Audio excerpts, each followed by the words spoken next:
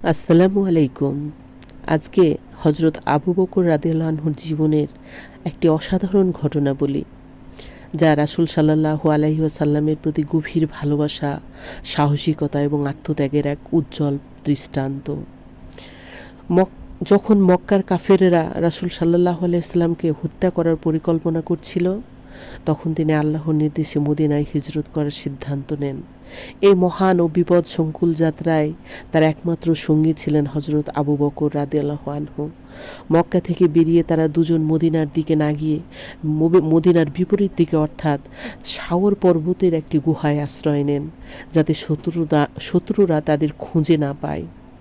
গুহায় প্রবেশের আগে আবু বকর রাদিয়াল্লাহু আনহু রাসূল সাল্লাল্লাহু আলাইহি সাল্লামকে বাইরে রেখে নিজে প্রথমে গুহার ভেতর প্রবেশ করেন। তিনি গুহার ভেতরটা ভালো করে পরীক্ষা করে দেখেন, যেন কোনো বিষাক্ত প্রাণী বা পোকামাকড় না থাকে, যা রাসূল সাল্লাল্লাহু আলাইহি ওয়াসাল্লামকে ক্ষতি করতে পারে। তিনি গুহার ভেতরে কয়েকটি গর্ত দেখতে পেলেন। নিজের পরিধানের কাপড় ছিঁড়ে ছিঁড়ে তিনি সেই গর্তগুলো বন্ধ করে দিলেন, কিন্তু একটি গর্ত বাকি রয়ে গেল, যা বন্ধ করার মতো কোনো কাপড় তার কাছে ছিল না। তখন তিনি তার নিজের পায়ের গোড়ালি দিয়ে সেই গর্তটি আটকে রাখলেন, যাতে কোনো বিপদ আসতে না পারে।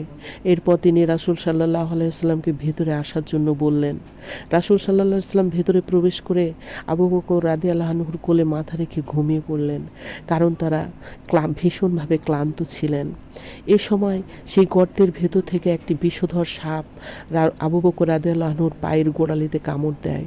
ব্যথায় তার সমস্ত শরীর কুঁকড়ে ওঠে, কিন্তু তিনি নড়াচড়া করলেন না, কারণ তিনি ভয় পাচ্ছিলেন যে তার নড়াচড়ায় যদি রাসূল সাল্লাল্লাহু আলাইহি সাল্লামের ঘুম ভেঙে যায়।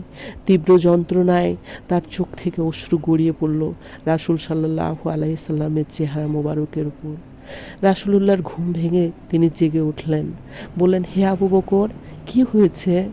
আবু বকর রাদিয়াল্লাহু আনহু তখন সমস্ত ঘটনা খুলে বললেন। রাসূল সাল্লাল্লাহু আলাইহি ওয়াসাল্লাম সঙ্গে সঙ্গে তার পায়ে নিজের পবিত্র মুখের লালা মোবারক লাগিয়ে দিলেন।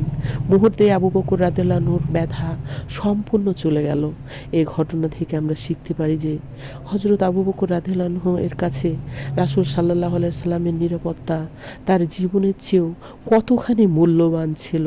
তিনি শুধু ইসলামের খিদমতই করেননি, তিনি তার ধন সম্পদ সবকিছু ইসলামের জন্য বিলিয়ে দিয়েছিলেন।